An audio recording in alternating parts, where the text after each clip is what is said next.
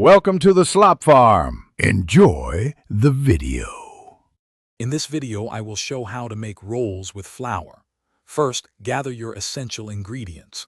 You'll need about 3 cups of all-purpose flour, 1 cup of warm milk, 2 tablespoons of sugar, and 1 teaspoon of salt. Don't forget 2 tablespoons of melted butter and 1 packet of active dry yeast. Having everything measured out makes the process much smoother and more enjoyable.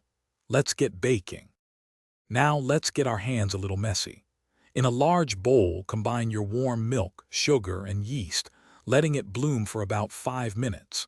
Then add the flour, salt, and melted butter, mixing until a shaggy dough forms. Turn it out onto a lightly floured surface and knead for 8 to 10 minutes. You'll know it's ready when it feels smooth and elastic. After kneading, it's time for the dough to rest and rise.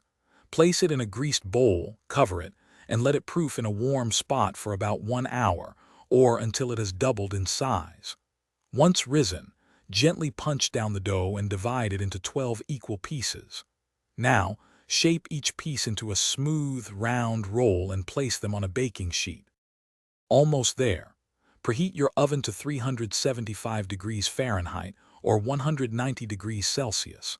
Let your shaped rolls have a final short rise for about 20 minutes while the oven heats. Bake them for 15 to 20 minutes or until they are beautifully golden brown. For an extra touch, brush them with melted butter right after they come out of the oven. Enjoy your warm, homemade rolls. Thanks for watching. Consider subscribing if we helped you today.